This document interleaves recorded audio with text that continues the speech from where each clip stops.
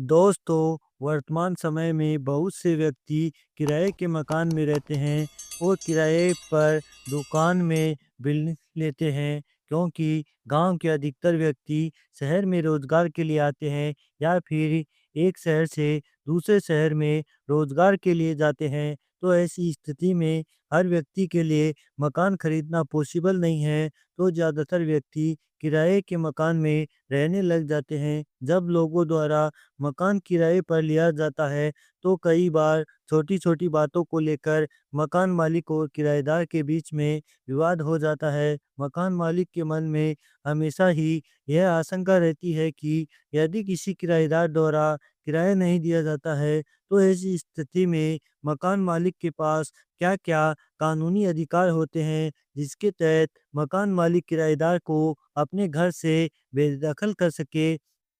दोस्तों, वीडियो को लाइक करें, शेयर करें और चैनल को सब्सक्राइब करें। हमें रोजाना किराएदार और मकान मालिक के बीच में नए-नए विवाद देखने को मिलते हैं। कई बार किराएदार मकान मालिक को समय पर किराया नहीं देते हैं और जबरन ही मकान में रहने लग जाते हैं।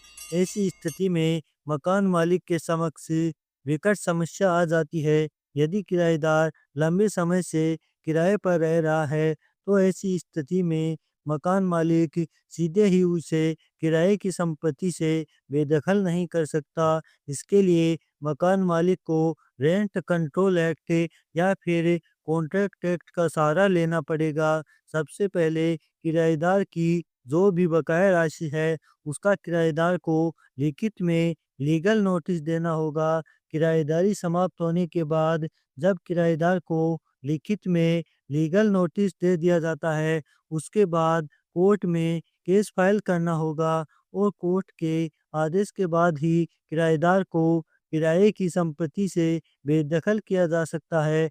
अब हम इस कानूनी तरीकों की डिटेल में बात करेंगे।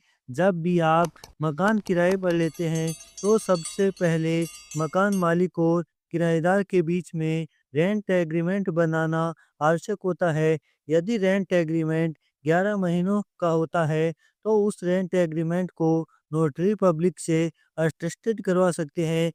यदि आप रेंट एग्रीमेंट 11 महीनों से अधिक अर्थात 1 वर्ष, 2 वर्ष, 3 वर्ष या 4 वर्ष का बनवाते हैं, तो ऐसे एग्रीमेंट को रजिस्टर्ड करवाना आवश्यक होता है। आप ऐसे रेंट एग्रीमेंट को रजिस्टर्ड नहीं करवाते हैं, तो ऐसा रेंट एग्रीमेंट वैलिड नहीं माना जाएगा।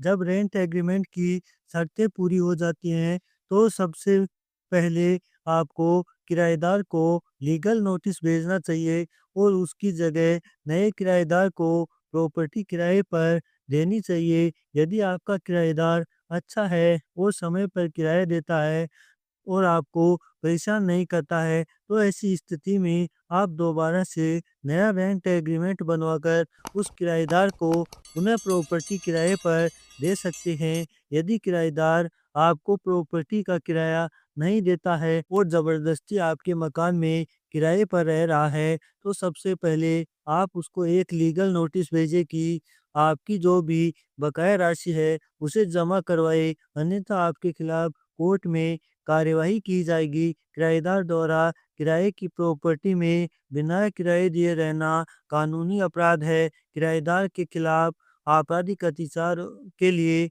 आपराधिक मामला दर्ज किया जा सकता है।